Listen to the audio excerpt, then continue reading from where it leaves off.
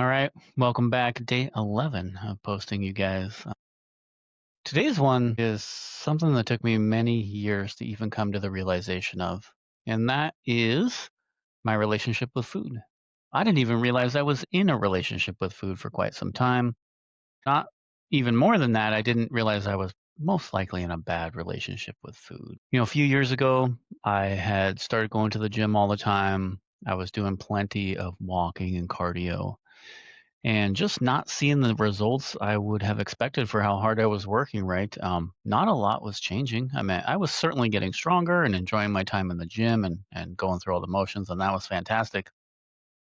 But it really wasn't changing my body composition, right? I wasn't seeing the loss of body fat, right? One of the reasons we start doing this is hopefully we can lose the right type of weight. We want to keep our muscle mass, we want to lose our body fat, right?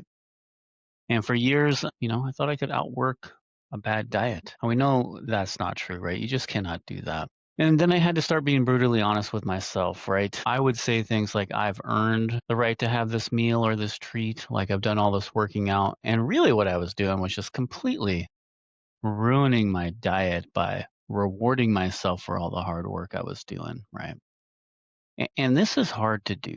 This is not easy. And I had to work at it and failed many times for the last few years in order to get through to the point where food for me, at least I'd like to think, not really in a relationship with anymore. It is something I use to get the results that I want, right? So thinking protein first, thinking of my macros, I no longer think about celebrations as a way to go and eat whatever I want. When I go to family dinners, I don't just go there thinking, well, tonight's the night I can just have anything on the menu because we're celebrating Thanksgiving or soon Christmas, right? It doesn't mean I don't like food. I love eating food.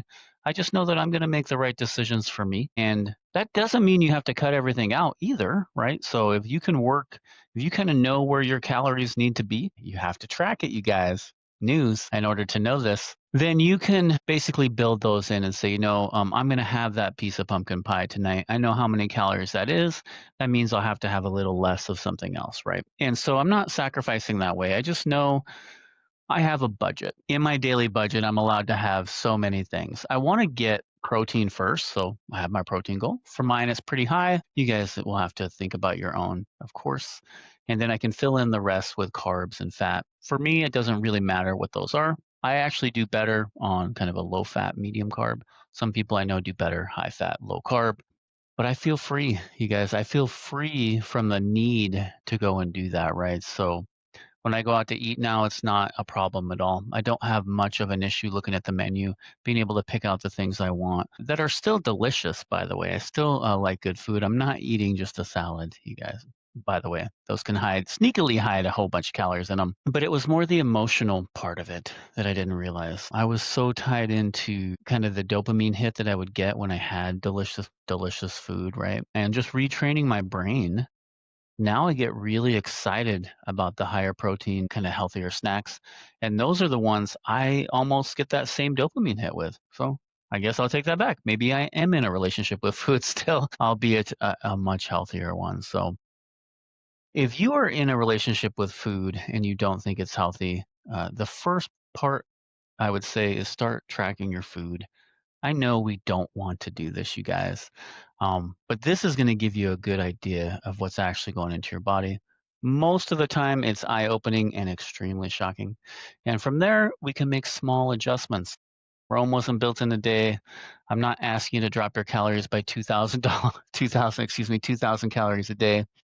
And I'm certainly not asking you to cut out all your food and just that's not going to be sustainable. You will most likely set yourself up for failure. So just small incremental wins, lowering the calories a little bit every couple weeks, lowering them down, letting your body get used to it, letting your mind adjust to the new kind of diet and options, and you'll have a lot of success with that. It's worked really well for me. Again, it's taken a few years, you guys, and many mistakes, but you can get there. If I can do it, you can certainly do it. So peace out. See you guys tomorrow.